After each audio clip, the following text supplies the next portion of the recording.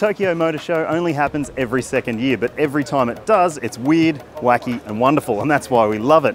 CarAdvice has got 6 journalists here this year. Kurt's just had to duck off to a meeting, but 5 of us want to tell you what our picks of the show are, our favourite car and the wackiest. Let's find out. All right guys, the end of a long day at the Tokyo Motor Show. I want to know 2 things from you, your wackiest car of the show and your favourite car of the show. Mike, tell us. Look, choosing the wackiest car of the Tokyo Motor Show is kind of akin to madness because there's nothing but wacky cars here. But the one that really stood out for me, and I'm going to forget the name, was the Toyota Gozai Flesby. It's a great name. Right? So Toyota is kind of owned by Toyota, but not. It's sort of half-owned. Anyway, it's covered in airbags that deploy in a crash, and it's coated in this weird green wetsuit material. Right. Don't know why, but it's cool. That's Japan. Yeah. And the highlight was a brand we normally associate with 2-wheeled machines, the Yamaha Sports Ride concept. It's a 2-seat coupe with a carbon fibre tub and a little tiny 1-litre-ish engine that just looks the bee's knees. Right, Pretty so exciting. Yamaha moving into cars could be an exciting move. Yeah, first time I've cared about Yamaha. Yeah.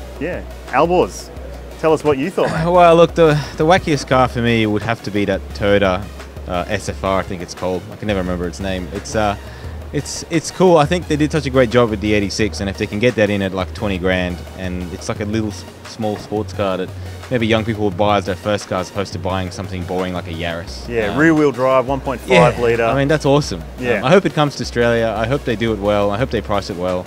And it just looks a bit odd. It looks like a frog. I reckon, but you know, 20 grand for a frog that is rear-wheel drive and 2 seats, I think is a good value. Yeah, right. Favorite car of the show, or the highlight of the show for me, would have to be that Mazda RX Vision. Yeah. I think it looks superb. I think it's a great comeback for Mazda. I hope that it turns into an RX-9. They're working on the rotary engine, as you may have read, and I mean.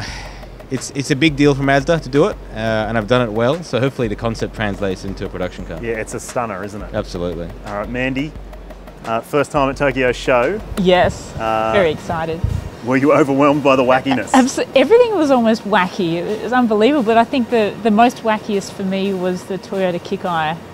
It's like a hot rod, but not. Like, it's I don't know, it's a weird looking thing. Like, the driver sits in the middle, yeah, right, and you've got 2 people in the back, and apparently you can even see the suspension working while you're driving, and there's not much body work to it, so I don't know how safe it's really going to be with that safety rating, but yeah, I don't think it'll make it to production, that one. No, I don't think so. Yeah. I have to agree with Alborz with the highlight. My favourite car. I could have looked at that RX Vision all day. It's just an absolute stunner, and we love rotary engines, so bring back the rotary. The world wants it back. Yeah. I think that's the message today. So Tim, your wacky highlight of the show.